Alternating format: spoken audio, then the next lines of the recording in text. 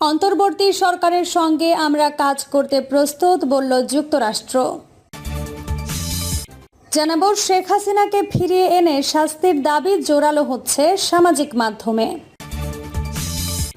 আরও জানাবো, ইন্ডিয়া টুডের প্রতিবেদন, শেখ হাসিনা বাড়তি কাপড়, নিত্য ব্যবহারের জিনিসও সঙ্গে নিতে পারেননি। এবং সর্বশেষ জানাবো, 15 সদস্যের অন্তর্বর্তীকালীন সরকার, শর্ট লিস্টে 24 জন।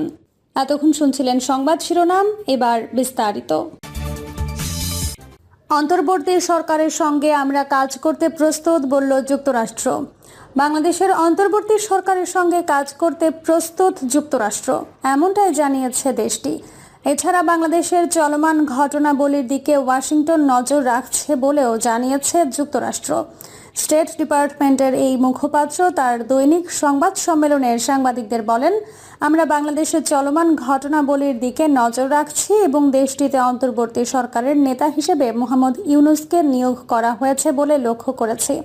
বাংলাদেশের দ্রুত অগ্রসরমান ঘটনাবলী নিয়ে প্রশ্নের জবাবে মিলার বলেন, আমরা মনে করি অন্তর্বর্তী সরকার বাংলাদেশে দীর্ঘমেয়াদী শান্তি ও রাজনৈতিক স্থিতিশীলতা প্রতিষ্ঠায় গুরুত্বপূর্ণ ভূমিকা পালন করবে।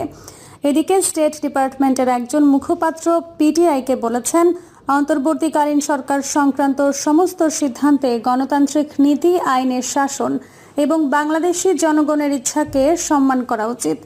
নোবেল বিজয়ী মোহাম্মদ ইউনূস বাংলাদেশের অন্তর্বর্তী সরকারের নেতৃত্ব দিতে সম্মত হয়েছে। আমরা অন্তর্বর্তী সরকারের সাথে কাজ করতে প্রস্তুত, কারণ এই সরকার বাংলাদেশের জনগণের গণতান্ত্রিক ভবিষ্যৎ নির্ধারণ করবে। এনডিটিভি বলছে, নোবেল বিজয়ী মোহাম্মদ ইউনূস বৃহস্পতিবার বাংলাদেশের অন্তর্বর্তী সরকারের প্রধান হিসেবে শপথ নিতে চলেছেন। তিনি সবাইকে শান্ত থাকার এবং আমাদের নতুন বিজয়ের সর্বোত্তম ব্যবহার করতে সকল প্রকার সহিংসতা থেকে বিরত থাকার আন্তরিক আবেদন জানিয়েছেন। সেনাবাহিনী প্রধান জেনারেল ওয়াকারুজ্জামান বুধবার ঘোষণা করেছেন, অন্তর্বর্তীকালীন সরকার বৃহস্পতিবার রাত 8টার দিকে শপথ নেবে। তিনি বলেন, উপদেষ্টা পরিষদে 15 সদস্য থাকতে পারে। শেখ হাসিনাকে ফিরিয়ে এনে শাস্তির দাবি জোরালো হচ্ছে সামাজিক মাধ্যমে। শেখ হাসিনাকে দেশে ফিরিয়ে এনে শাস্তির দাবি জোরালো হচ্ছে সামাজিক যোগাযোগ মাধ্যমে। ফেসবুক ও এক্সে bring back Hasina, we want justice জনপ্রিয় হয়ে উঠেছে। এছাড়া বিভিন্ন রাজনৈতিক সংগঠন ও শিক্ষার্থীদের পক্ষ থেকেও এই দাবি জানানো হচ্ছে। নেটিজেনদের দাবি, স্বৈরাচারিণী হাসিনাকে দেশে ফিরিয়ে এনে শাস্তির মুখোমুখি করিয়ে দৃষ্টান্ত স্থাপন করতে হবে। তারা শেখ হাসিনার নানা অপকর্ম তুলে ধরে বলছেন, শেখ হাসিনার দুঃশাসনের 16 বছরে দেশে 20 থেকে 30 হাজার মানুষ খুন হয়েছেন। কয়েকশো মানুষকে গুম করে কাউকে হত্যা আর কাউকে আয়না ঘরে রাখা হয়েছে। ছাত্রলীগ নেতারা দর্জি বিশ্বজিৎ দাস ও বুয়েটের আবরার ফাহাদকে কি পৈশাচিকভাবে হত্যা করেছে। বিরোধী নেতাকর্মীদের ওপর পুলিশের পৈশাচিকতা, জুলুম, নির্যাতন এবং আওয়ামী লীগের অঙ্গ সংগঠন ছাত্রলীগ, যুবলীগের খুন, জখম, ক্রিয়াকলাপ মানুষকে বিষিয়ে তুলেছিল। শেখ হাসিনার 16 বছরের শাসনামলে সাধারণ মানুষ ভয়ঙ্কর পৈশাচিক পরিবেশে দিন কাটিয়েছে। গোটা দেশটাকে জেলখানায় পরিণত করা হয়েছে। গণতান্ত্রিক দেশ, অথচ মানুষ ভোটের অধিকার হারিয়েছে।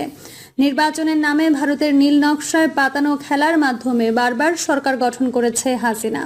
অঙ্গ সংগঠন ছাত্রলীগকে খুনি ও মানবতা বিরোধী অপরাধী বাহিনীতে পরিণত করেন শেখ হাসিনা। এত সব অপরাধের দায় মাথায় থাকা একজন জালেম শাসক শাস্তি এড়িয়ে যাবেন, তা কোনোভাবেই মেনে নিতে পারছেন না দেশপ্রেমী ও ভুক্তভোগী জনতা। তাই তো সামাজিক মাধ্যমে জোর দাবি তুলেছেন, বন্দি বিনিময় চুক্তির আওতায় তাকে দ্রুত দেশে ফিরিয়ে এনে বিচার করতে হবে। ফেসবুকে দেলোয়ার হোসেন শেখ হাসিনাকে ফিরিয়ে আনার দাবি জানিয়ে লিখেছেন, ভারতে বসে দেশবিরোধী ষড়যন্ত্র করতেছে এবং তার ছেলে উগ্রভাবে গুজব ছড়াচ্ছে। অনতি বিলম্বে এদেরকে দেশে ফিরিয়ে এনে বিচারের আওতায় আনা হোক। HM শরীফ হোসাইন ভারতের উদ্দেশ্যে লিখেছেন, বাংলাদেশের মেয়ে বাংলাদেশে পাঠাও, তাকে বিচারের আওতায় আনতে হবে। দেশের যে ক্ষতি করেছে তার হিসাব তাকে দিতে হবে, তার এবং তার গোলামদের সকল সম্পত্তি রাষ্ট্রের কাছে জমা দেবে। তাহলে আমাদের দেশ অনেকটা ঋণ মুক্ত হবে। নোমান লিখেছেন, সে শুধু ভারত নয়, বাংলাদেশটাকেও সংকটের মধ্যে ফেলে পালিয়ে গিয়েছে। সে যেখানেই থাক না কেন, সমন্বয়করা কথা দিয়েছে তাকে বাংলাদেশে এনে তার বিচার করা হবে। মানুষের ওপর কত নির্যাতন করেছে। নির্যাতনের নিম্নতর স্থান থেকে নিম্নতর স্থান পর্যন্ত সে পার করেছে। তাকে দ্রুত দেশে আনা হোক। ওয়াকিলুর রহমান লিখেছেন, বাংলাদেশে এখন একটি প্রফেশনাল বৈপ্লবিক সরকারের প্রয়োজন। এই সরকারের ছাত্র সমন্বয়কদের কিছু নেতৃবৃন্দ থাকবে, কোনো রাজনৈতিক দল থাকবে না। আর শেখ হাসিনাকে দেশে ফিরিয়ে আনতে হবে এবং ছাত্র জনতা হত্যার জন্য বিচার করতে হবে। তার বিপুল অর্থ পাচারের অভিযোগগুলি বিচার করতে হবে। এসকে জিয়াউর রহমান লিখেছেন, হাসিনার পলায়ন দল হিসেবে আওয়ামী লীগকে ধ্বংস করে দিয়ে গেল। এটাকে বুর্জোয়া দলের ন্যূনতম মূল্যবোধ এই মহিলার নাই। নিজের দলের লাখ লাখ কর্মীকে বিপদে ফেলে সে শুধু নিজেকে বাঁচালো। দুনিয়াতে এর চাইতে নিকৃষ্ট নেতা আর হয় না। না হয় জেলে যেত, না হয় কিছু লাঠিসোঁটা খাইতো, কিন্তু সে জেলে যাবে না।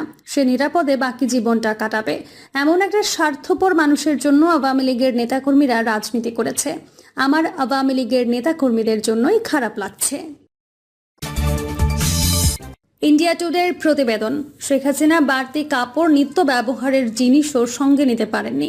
প্রধানমন্ত্রীর পদ থেকে পদত্যাগ করে দেশ ছাড়ার জন্য শেখ হাসিনাকে মাত্র ৪৫ মিনিট সময় দেওয়া হয়েছিল।